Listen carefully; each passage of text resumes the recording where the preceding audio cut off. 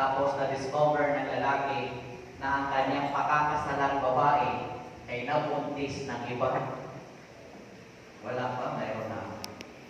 Wala pa akong narinig. May narinig akong nabuntis pero hindi rin pinakasalan. Pero si Papa Jose kakaiba.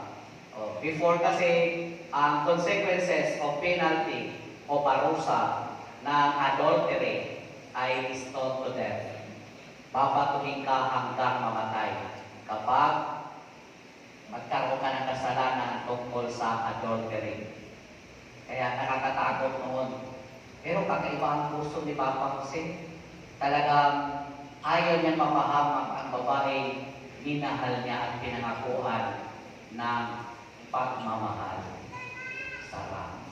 Lahat ng lalaki nito, I'm sure nangako kayo ng maganda sa inyong mga mahal sa buhay, sa inyong kabiyak, bago nyo nakuha ang kanilang matamis na oo.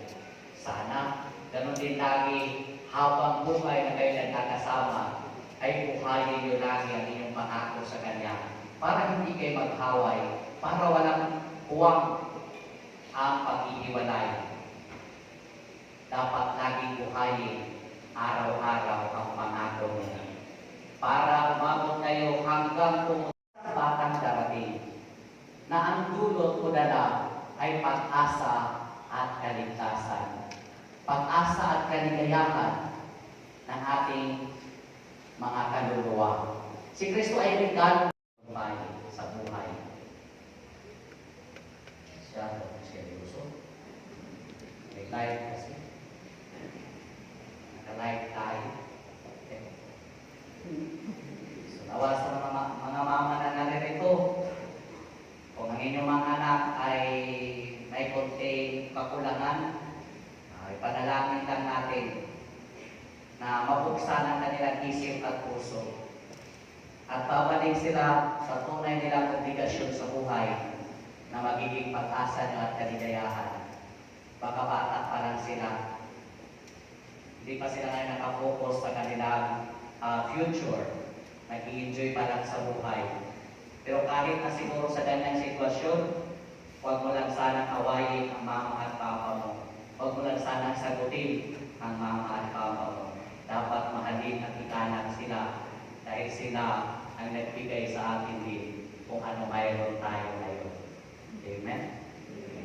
Tuloy ko ba? Baka iiyak tayo.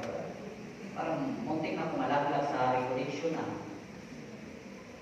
Comedy pa rin yun. Ayaw ko lang umiyak, tumuloy itong iba. Isa kasi nasisira ng mukha. Gusto na umiyak, huwag naman. So, nawa ko mga anak na naririto ha, lalo tayo i-bless ni Lord kung hindi tayo maging failure sa ating pagkatao na magiging kaligayahan lang at pag-asa ng ating magulang. Ako nga, kahit pa paano, masaya na ako sa buhay ko. Dahil, naibigay ko kay mama at kay papa pag hindi nagawa ninyo. Sabi ko nga sa inyo kaya nahamon ko kayo.